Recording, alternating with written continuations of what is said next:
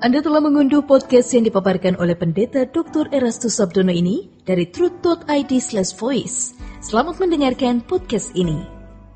Saudaraku, sebagai orang Kristen pasti kita sering mengaku sebagai anak Abraham. Kita ini anak-anak Abraham, ya. Bukan berdasarkan darah daging, tetapi berdasarkan iman. Kalau orang Israel itu keturunan Abraham berdasarkan darah daging, ya.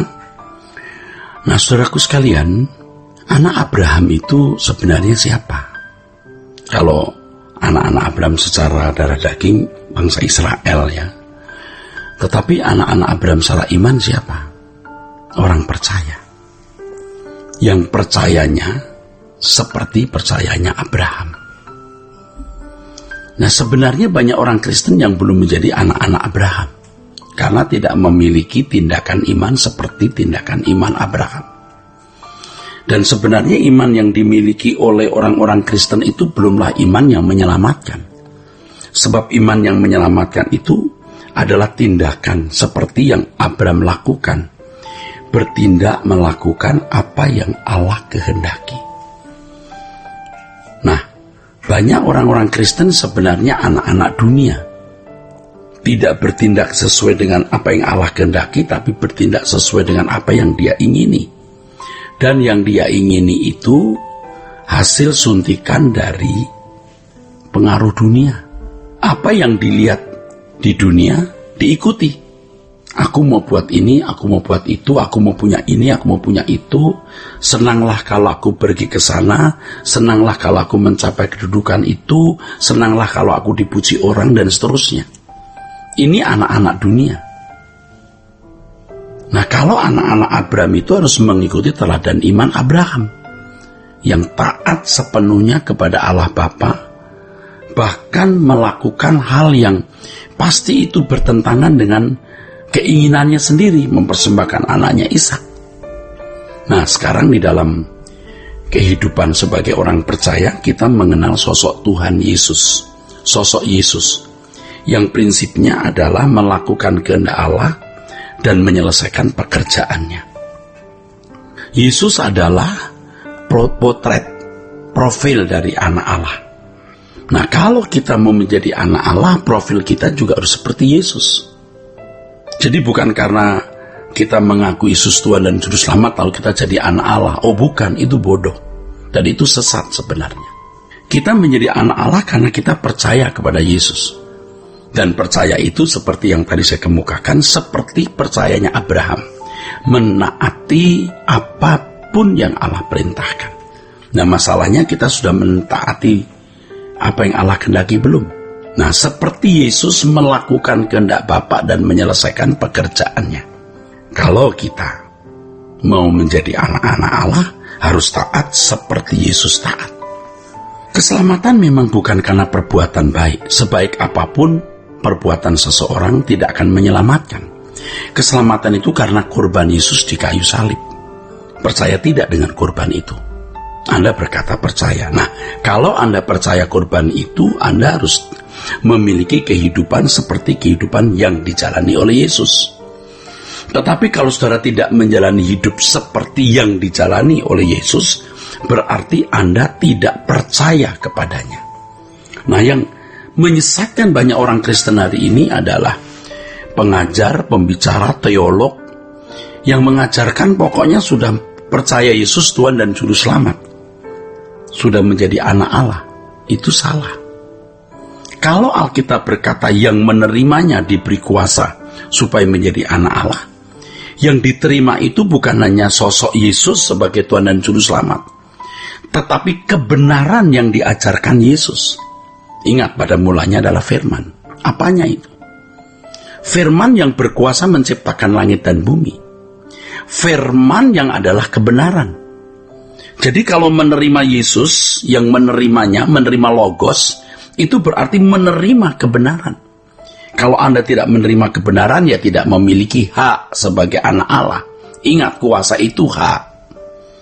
Jadi kalau kita menerima kebenaran dan hidup kita diubah oleh kebenaran itu, baru kita memiliki hak sebagai anak-anak Allah. Jadi bukan tidak bersyarat masuk surga itu. Syaratnya adalah yang pertama, yang tidak bisa dibayar oleh siapapun. Korban Yesus di kayu salib yang membenarkan orang percaya. Itu anugerah. Nah, kalau orang menerima anugerah itu, yaitu dengan mengikuti jejak Yesus, maka barulah dia bisa masuk surga. Tidak heran kan kalau Yesus berkata bahwa orang yang tidak melakukan kehendak Bapa itu diusir, dibuang. Yesus berkata, aku tidak kenal kamu. Maksud saya Tuhan Yesus berkata, aku tidak kenal kamu. Kamu yang tidak melakukan kehendak Bapa, atau kamu yang berbuat jahat, tidak melakukan kehendak Bapa, artinya tidak hidup seperti hidup yang Yesus jalani, yang prinsipnya adalah melakukan kehendak Bapa dan menyelesaikan pekerjaannya. Jelas itu di Matius pasal 7 ayat 21 sampai 23. Buat apa kamu berseru kepadaku Tuhan, Tuhan, tetapi kamu tidak melakukan kehendak Bapa? Berarti kalau kamu menyebut aku Tuhan, kan begitu saudara, berarti kamu harus melakukan kehendak Bapa. Karena bukan setiap orang yang berseru kepada Yesus Tuhan, Tuhan akan masuk ke dalam kerajaan surga, melainkan dia yang melakukan kehendak Bapa. Ayo, kurang jelas apa ini? Maka pertanyaannya untuk saudara adalah, apakah saudara melakukan kehendak Bapa? Itu masalahnya. Apakah saudara melakukan kehendak Bapa? Itu masalahnya. Kalau Anda belum melakukan kehendak Bapa, ya Anda belum selamat. Selamat itu dikembalikan ke rancangan semula, dan rancangan semula itu profil atau modelnya itu Yesus sendiri, saudara. Itu profilnya itu Yesus sendiri. Oleh sebab itu ya, jangan saudara anggap ringan keselamatan itu. Ini harus jelas bahwa orang yang tidak melakukan kehendak Bapa itu berarti belum selamat. Dan melakukan kehendak Bapa itu standarnya Yesus. Maka dikatakan selamat kalau orang makin seperti Yesus. Nah, seperti Yesus di sini maksudnya bukan kita mau menyamai dia loh, karena standar kita tentu beda dengan Yesus yang mulia, Tuhan kita. Maksudnya seperti Yesus ini adalah dalam segala hal yang kita lakukan, kita selalu hidup sesuai dengan pikiran dan perasaan Allah. Apapun yang kita putuskan, apapun yang kita lakukan, selalu sesuai dengan pikiran perasaan Allah. Nah, soal masing-masing kita beda. Pergumulan yang kita alami masing-masing beda. Pergumulan yang dialami Yesus pada waktu yang mengenakan tubuh manusia seperti kita beda dengan kita hari ini. Tentu lebih berat Yesus, lebih berat. Tetapi dia bisa menuruti kehendak Bapa dalam pergumulannya itu. Nah, kita juga harus bisa mengerti kehendak Bapa dan melakukan kehendak Bapa di dalam pergumulan hidup kita ini. Dan masing-masing kita memiliki pergumulan yang berbeda. Tetapi kesamaannya kita melakukan segala sesuatu sesuai dengan kehendak Allah. Itu kesamaannya. Persoalannya bisa beda, pergumulannya bisa beda, tetapi kesamaannya adalah kita melakukan sesuai dengan pikiran dan perasaan Allah. Di sini dasar hukumnya itu pikiran perasaan Allah. Dasar hukumnya bukan kalimat-kalimat hukum, tetapi pikiran perasaan Allah. Jadi kita bisa berkata Allah itu hukumku. Pikiran perasaan Allah itulah hukumku.